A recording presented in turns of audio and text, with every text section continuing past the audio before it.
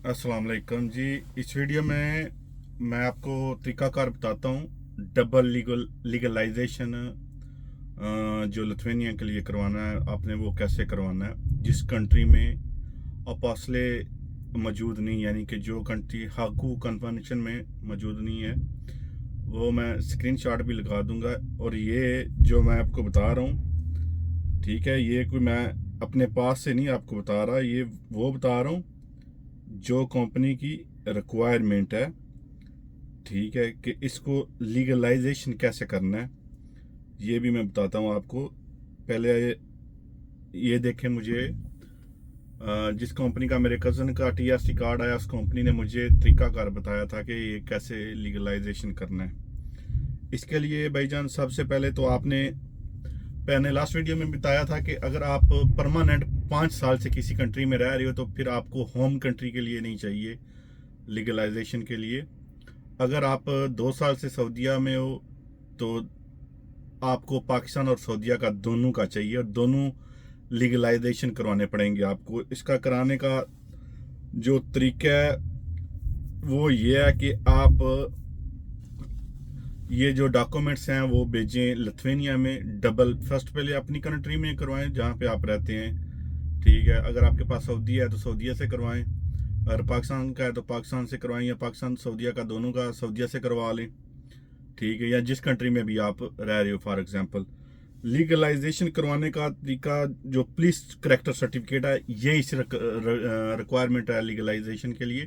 बाकी डॉक्यूमेंट्स नहीं, सिर्फ पुलिस करेक्टर सर्टिफिकेट। तो उसके लिए चाहिए क्या क्या आपको, एक ओरिजिनल पीसीसी, यानी कि दोनों आपके होम कंट्री का और जिस कंट्री में आप रह रहे हो, ठीक है। और एक रिक्वेस्ट चाहिए जो आप पेपर पे लिखो कि ये मेरा डॉक्यूमेंट्स हैं तो लीगलाइजेशन करवाने हैं। Notary approved copy of your passport, यानी कि जो आपके पासपोर्ट की कॉपी आपने साथ कलर अटैच करनी है ना, वो भी नोटरी से स्टैंप होनी चाहिए। और 20 यूरो इसकी फीस है, ठीक है। तो ये जो फीस है वो मैं लिख के आपको इस वीडियो में एडिट करके तो डाल दूंगा, क्या किसको किस नेम से डालनी है। उसके साथ उन्होंने ये भी बोला है कि the state tax inspector under the ministry of finance of the Republic of Lithuania, ठीक है। ये नेम है। कोड उनका जो आपने लिखना है पैसे ट्रांसफर करने के लिए, वो मैं बताता हूँ। रिसिप्सेंट अकाउंट नंबर और बैंक ABSEB बैंक से, ABSEB या AB SEB बैंक, ऐसा ही है कुछ। उसका स्विफ्ट कोड है। पेमेंट कोड में आपने 5320 you should mention the payment detail for reference, यानी कि आपने उसकी रेफरेंस में, जब आप पैसे डिपॉजिट करोगे तो रेफरेंस मांगते हैं, तो रेफरेंस में आपने ये ज़रूर लिखना है। और ये जनाब बाय कोरियर आपने भेजना है लिथुआनिया में, और उसका एड्रेस भी है A to Z। When you PCC will come to Lithuania, the Ministry of Foreign Affairs will send you a confirmation email। जब आपके डॉक्यूमेंट्स वहाँ पहुँच जाएंगे तो वहाँ की मिनिस्ट्री आपको कंफर्मेशन ईमेल भेज देगी आपको, जिस जो ईमेल आप डॉक्यूमेंट्स पे लिख के भेजोगे। जब आपका PCC will be ready, the employ of ministry will send you email. जब आपका पीसीसी यानी कि लीगलाइजेशन हो जाएगा तो फिर आपको वो नोटिफाई करेंगे that you should arrange the shipment for your PCC with pickup service. फिर आपने जनाब आली उसको पिक करने का जो है वो अरेंजमेंट खुद ही करना है।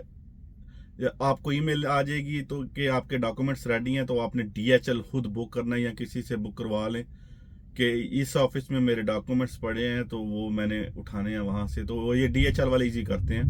वो पैसे भी आपने खुद देने हैं। जो लीगलाइजेशन की फीस है वो सिर्फ 20 यूरो है। बाकी आपका जो है और डीएचएल का भेजने का रिसीव करने का वो सेपरेट, अब आप किस कंट्री से कर रहे हो वहाँ के रेट के हिसाब से होगा, कितना करते हैं कितना नहीं करते, ठीक है। इसके साथ एक रिक्वेस्ट लेटर भी है, वो भी मैं अटैच कर दूंगा आप स्क्रीन पे देख लेना कि वो रिक्वेस्ट लेटर कैसे आपने टाइप करना है। या आप मैं प्रोफेशनल यूट्यूबर नहीं हूँ, मुझे पता भी नहीं है कि कैसे अटैचमेंट करना। साथ में अगर हुआ तो मैं साथ में इसका वो अटैचमेंट कर दूंगा। ठीक है, तो ये डॉक्यूमेंट्स जो है लीगलाइजेशन डबल कराने का सिर्फ यही तरीका है। यहाँ तो आपकी कंट्री में ये सहूलत मौजूद है तो ठीक है, अगर आपकी कंट्री में सहूलत मौजूद नहीं है तो फिर आपको ये भेजना पड़ेंगे लिथुआनिया में। ठीक है,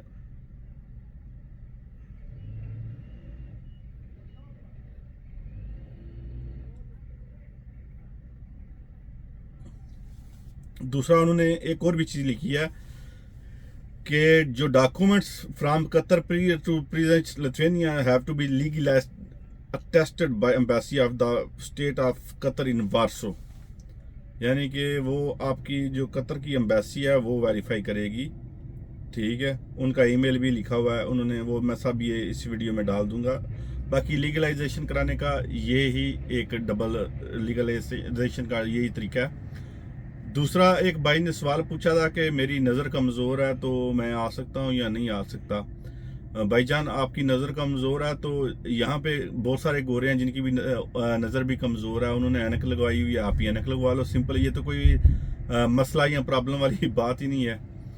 ठीक है, बाकी आप लोगों को वो सिंपल और वही सवाल होते हैं जो अगेन एंड अगेन आप लोग पूछते हो कि मेरे पास HTV है, मेरे पास पाकिस्तान का है, मेरे पास इंडिया का है, मेरे पास नेपाल का। भाई जहाँ का भी है, ठीक है, लिथुआनिया के लिए ज़्यादा डॉक्यूमेंट्स रिक्वायर नहीं है, आपका सिर्फ एक्सपीरियंस लेटर होना चाहिए। ठीक है, और प्रीवियस कंपनी से वो होना चाहिए जिस कंपनी में आप पहले काम कर चुके हो। पुलिस करैक्टर सर्टिफिकेट ये ज़रूरी है डॉक्यूमेंट्स।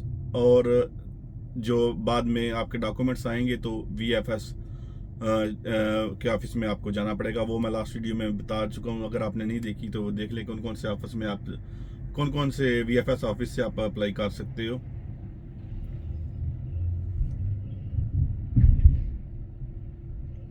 दूसरा, एक भाई ने पूछा था कि मैं इनविटेशन के बगैर या वर्क परमिट के बगैर TRC अप्लाई कर सकता हूँ लिथुआनिया की। तो भाईजान बिल्कुल भी नहीं। आप जॉब ऑफर के बगैर या वर्क परमिट के बगैर कैसे अप्लाई कर सकते हो TRC? आप बिल्कुल भी नहीं अप्लाई कर सकते। असल में ये वर्क परमिट जो है ना, वो ये वर्क परमिट नहीं होता, ये वो आपका माइग्रेशन का नंबर देते हैं आप लोगों को। ठीक है, और एक ही डॉक्यूमेंट होता है वो एग्रीमेंट कंपनी का और आपका। कुछ कंपनी सारे डॉक्यूमेंट भेजती हैं, कुछ सिर्फ एग्रीमेंट भेजती हैं, कुछ सिर्फ माइग्रेशन का नंबर भेजते हैं।